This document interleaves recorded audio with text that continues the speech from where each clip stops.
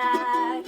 Me and you gonna have a little chat about books.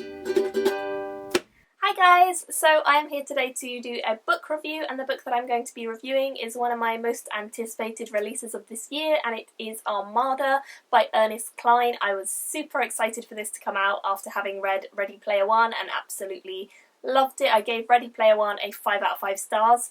That one was a standalone, so this is not a sequel to that. It's another series that he's starting, or a standalone. I'm not sure if it could be a series or a standalone based on the ending. This is his second book, and it's got a lot to live up to. So, yeah.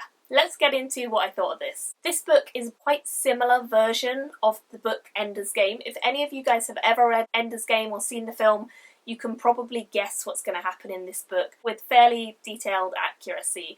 So if you've read Ender's Game, don't think you're going to be surprised by anything in this book, because I really wasn't. I've not read Ender's Game, I've just seen the film, which I liked a lot and I enjoyed it, but this felt so similar to that, and it didn't bring anything original or anything innovative to that genre or that idea that Ender's Game had. Without spoiling either Ender's Game or this follows a young boy who's in school. He's called Zach, and we follow him as he's in school. We find out that he's a really big gamer. He's really into games, especially like video games, and he lives at home with his mum, who's a single mum because his dad died many years ago.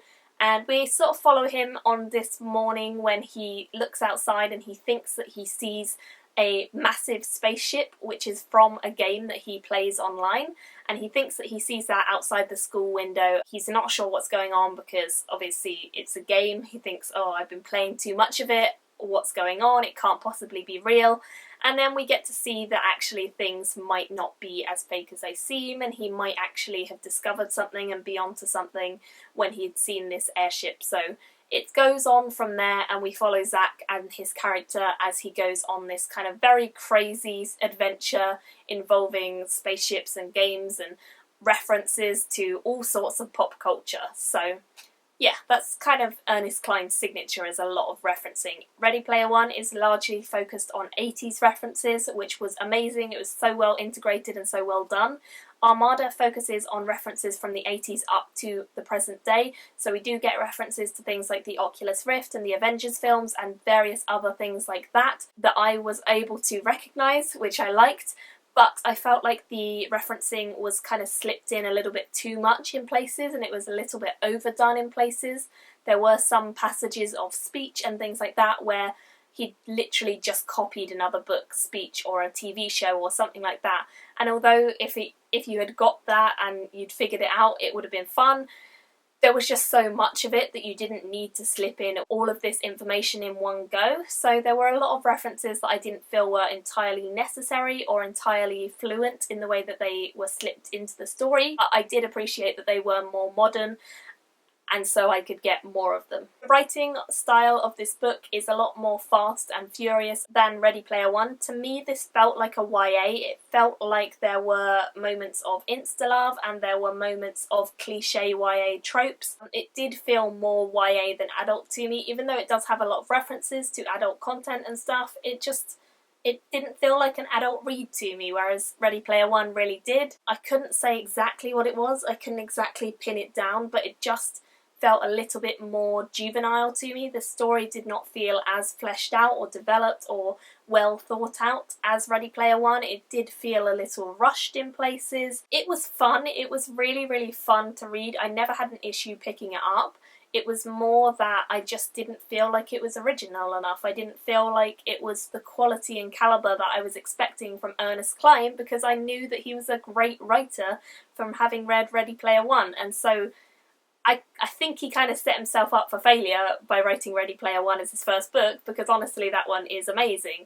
And so when I picked this one up, I was kind of hoping, I wasn't expecting, but I was hoping that this would be a close second or at least level with Player One. That would be amazing. But this one just fell short of that mark for me. It didn't feel like it was developed enough. It didn't feel like it was really thought out and brought something new to the genre of sci-fi. It felt like it was just copycatting a lot of other stuff and referencing a lot of other stuff, and it didn't feel like a fully developed book in my opinion.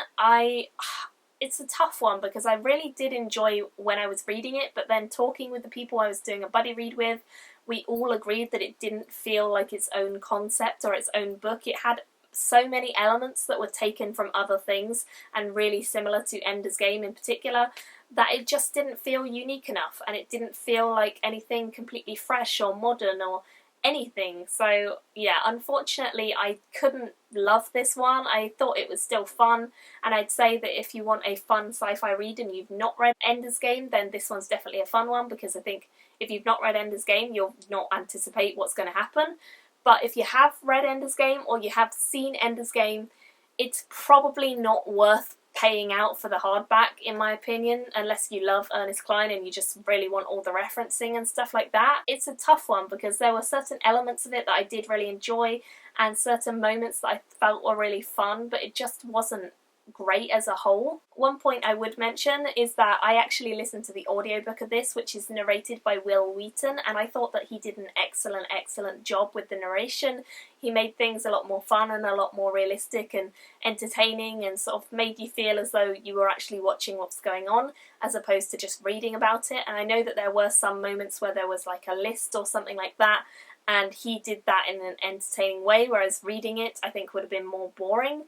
So I think that enhanced my experience a bit, having the audiobook. The name of the book, Armada, relates to the video game that Zach and his two school friends play every day together. Zach is actually quite highly ranked in the Armada scoreboards, and he is always on that game. His mum is down with him being on video games all the time. She's quite a cool mum, and so it was quite interesting to see that he was literally free to do what he wants on these games and just spend all night, every night on them. And he'd obviously made a habit of that because he had climbed up the leaderboard. And from that point on, we just sort of see him go on this adventure where all sorts of crazy government plots and things are being revealed. And the one thing I really did like was the ending of the book, and I felt like the ending opened it up for potential other books. If there was a second book in this series, I feel like it would sway further away from the Ender's Game saga, so hopefully that would mean that it took on its own persona and took on its own characterization and development, and it wouldn't be a copycat version of Ender's Game. So if there was a second book, I probably would get it, but I think I'd only get it on my Kindle or something. I wouldn't pay out for the hardback or anything like that. So this is a really tough one, and I ended up giving it a 3.5 stars because I felt like it was just fun and light and easy to get through, and there were good ideas. It's just there weren't any original ideas. So yeah, it was well written, it was fun, it had a lot of references that I enjoyed, but equally it had flaws and it had moments that were a little bit trickier to decide if they were good or not. So yeah, I would love to hear your thoughts if you guys have read Ender's Game, and if you've read Armada, or if you've read Ready Player One. Let me know your thoughts on all three of them and how they all compare to each other, because I definitely feel like it was so similar to Ender's Game that it was just ridiculous. Plus, ironically, he references Ender's Game a couple times in the book, so he obviously knows he's kind of copying it, which is just a bit baffling to me. So I don't really know what he was trying to do with Armada, because it wasn't like mocking Ender's Game, it didn't have that tone about it, it just was a kind of copy. So I'd love to hear your thoughts, and let me know them down below. Thank you all for watching, and I will talk to you all very soon in another video.